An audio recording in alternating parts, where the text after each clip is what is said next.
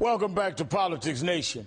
Folks, remember in 1998 when Hillary Clinton said there was a vast right-wing conspiracy? People ridiculed her for being dramatic. Well, it's 14 years later, and maybe her claim wasn't so ridiculous. Here's a story we need to talk about. Since it passed in Florida in 2005, Stand Your Ground has become law in 25 states. It removed any duty to retreat and gave a person the right to kill somebody if they felt threatened. The controversial law became a national debate when the Trayvon Martin case became the biggest story in the country. The Florida law says, quote, a person who is attacked has no duty to retreat and has the right to stand his or her ground and meet force with force. Pretty powerful language, but not unique to Florida. Here's Georgia. A person who is attacked has no duty to retreat and has a right to meet force with force. South Carolina, no duty to retreat and has the right to stand his ground and meet force with force. Michigan, a person may use deadly force with no duty to retreat. 25 bills use the same language. Folks, this is no accident. This is Florida Governor Jeb Bush signing the first Stand Your Ground law in 2005. The woman next to him is Marion Hammer, former NRA president and powerful lobbyist. After the bill was signed, Ms. Hammer approached the corporate-backed American Legislative Exchange Council, known as ALEC, and asked them to adopt Florida's law as a model bill. The law was approved unanimously. It became a template that ALEC and the NRA pressed and pushed across the country. A vast right-wing conspiracy? Folks, there are powerful groups at work here, and it's time to do something about it. Joining me now is Adam Weinstein, National Securities Editor for Mother Jones. Adam wrote a new article on how ALEC and the NRA helped spread Stand Your Ground. And Lisa Graves, the Executive Director of Center for Media and Democracy, a group fighting the laws. Thank you both for being here. Thank you, Adam, let me start with you. How close is the relationship between the NRA and ALEC?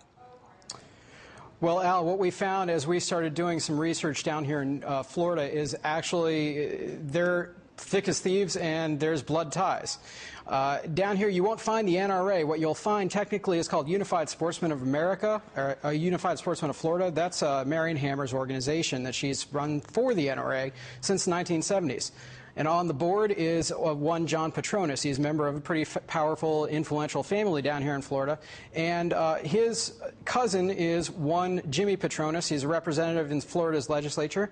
He also just happens to be ALEC's executive director down here, the guy who figures out what's the model legislation and what's on the agenda for ALEC to push across the country. And so you can see that these relationships have been pretty deep for quite some time down here. Now, Lisa, you and others are fighting, and many of us in the civil rights community, me included, have asked corporations to look at what ALEC has done here. They've had Stand Your Ground as a model bill, which, quote, based upon Florida legislation enacted April 16, 2005. So when we say a model bill, they actually took this bill around the country as the template for other states to really duplicate this and pass legislation. That's right. ALEC, the American Legislative Exchange Council, is a group that calls itself the largest group of independent legislators in the country, but in fact, 98% of its funding comes from corporations and foundations, from everything but legislative dues. And when that bill came to ALEC in 2005, after it passed the Florida legislature, the NRA brought that bill to a closed-door meeting in Grapevine, Texas, where that meeting was co-chaired by Walmart, and other corporations and corporate lobbyists were present, other legislators were present, and it was adopted unanimously as a national model. After that time, ALEC extolled that bill as a model bill. It counted it in its voter scorecards, its state scorecards, and it talked on NRA radio about how close its ties were to the NRA. In fact, after that happened, the NRA became the co-chair of that task force for ALEC, and at the same time, Walmart became the co-chair, the corporate co-chair for the state of Florida. And now many of those corporations, some of which you named, some of us approached them, and some of them have withdrawn. I believe 22 corporations and over 50 legislators have dropped ALEC as sponsors and have really actually began hurting ALEC with their withdrawal. But when you talk about the NRA, let me go back to you, Adam. You yourself have had family members that were years ago members of the NRA, and you argue the NRA today is not the NRA of your father or grandfather's time. That's absolutely right, Al. I'm a third-generation gun owner. I actually have a concealed weapons permit here in the state of Florida. I had it for more than a decade now, and you can imagine the laws have changed pretty significantly. I'm kind of taken aback by the liberties that I'm allowed now that I didn't have a decade ago.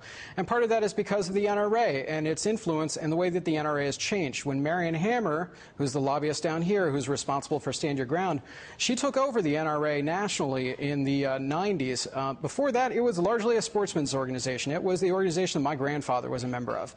And it was about gun education. It was about hunting. And now it represents corporate interests. $39 million, that's the amount of money that corporations like Beretta and Colt and Remington are pouring into the NRA to represent their interests, along with a host of other right-wing kind of extreme views that the NRA is pushing. They're as likely to talk about immigration or gay marriage as they are about gun rights these days. So it's no longer about sportsmen, it's about corporation and very serious political issues. Lisa, let me ask you, because we're going to run out of time. They're hurting ALEC. What's next, though? They clearly have voter ID and other things that they're representing. Well, that's right. Walmart did drop out of ALEC about a week ago, along with the other corporations that you mentioned. And my organization, the Center for Media Democracy and Color of Change, Common Cause, and others are working to highlight corporations like Johnson & Johnson, Koch Industries that are standing by ALEC, standing by its agenda. And its agenda includes efforts to make it much more difficult for American citizens to vote, efforts to make it hard for you to sue if you take a drug that was approved by the FDA and your child is killed or your spouse dies as a result of it. Their agenda, they claim, is just a jobs agenda. It's actually really a corporate agenda to make it more difficult and put their thumb on the scale of justice in virtually every area of the law. And that's why we're working to expose ALEC through ALEC Exposed and through other means. We're going to stay on this, and we're going to have you back to talk about this even more. And Adam, good article. Adam Weinstein and Lisa Graves, thanks for your time tonight. We'll be right back.